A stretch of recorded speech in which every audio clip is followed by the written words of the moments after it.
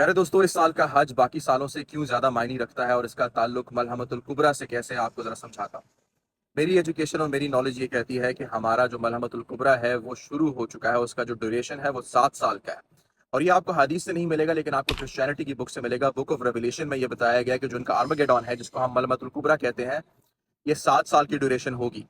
और क्योंकि हम मुसलमान क्रिश्चियंस के साथ मिल के इसको लड़ेंगे, इसलिए हम वहां से भी हवाला ले सकते हैं। अब याद रखिएगा कि 2020 से इसकी शुरुआत क्यों हो रही है और क्यों हम छठे साल के अंदर अभी हैं।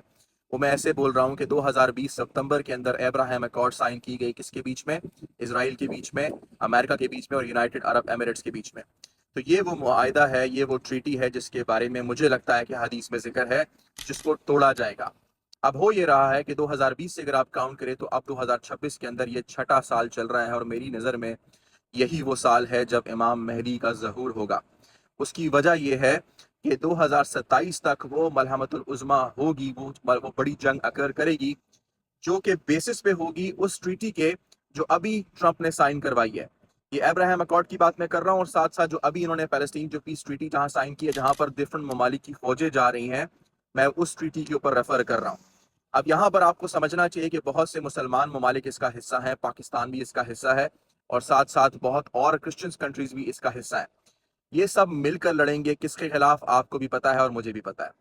अब जिनको जब फतह वहां पे हासिल होगी, और फतह वहां पे इसलिए हासिल होगी कि ये मल्टीपल कंट्रीज की वहां पे फौजें जा रही हैं, जब ये वहां पे फतह हासिल करेंगे तो हदीस में ये मेंशन है कि उसके बाद जो क्रिश्चियन ममालिक हैं वो फिर ये ऐलान करेंगे कि ये क्रिश्चियनिटी की जीत हुई है, ऐलान हो जाएगा। और वहां से ये ट्रीटी टूटेगी, क्योंकि सारा इल्जाम मुसलमानों के ऊपर लगाया जाएगा, सारा इल्जाम इन मुस्लिम कंट्रीज पे लगेगा जिनकी फोर्सेज वहां पे जा रही हैं। उसके बाद ये जो बड़ी जंग है, जो आर्मेगेडॉन है, ये फौरन शुरू होगी। अब 2026 इसलिए ज़रूरी है कि इमाम मेहदी का ज़हूर होना है इस आर्मेगेडॉन से पहले।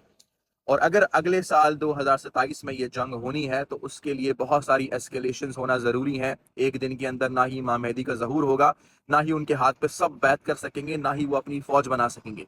इसलिए इस साल का जो हज है, 2026 का जो हज है, उसमें लाइकली इमाम मेहदी ज़हूर हो सकता है उनका, और उनको पहचाना जा सकता है। बाकी अल्लाह बेहतर जानता है कि क्या होगा क्या नहीं होगा। लेकिन इतना मुझे श्योर है, जितना मैं पढ़ चुका हूं, कि ये छठा साल चल रहा है मलहमतुल कुबरा का, और 7वां साल पूरा हो जाएगा अगले साल। अगर आप पीछे से बैक ट्रैक करें, लिंक्स को जोड़ें, तो बात आपकी भी समझ आएगी। नॉलेज इन्फॉर्मेशन मेरे रब के पास है, हम सिर्फ अपना तज्जिया दे सकते हैं, लेकिन होगा वही जो मेरे रब ने लिखा है, और ये वक्त ही बताएगा।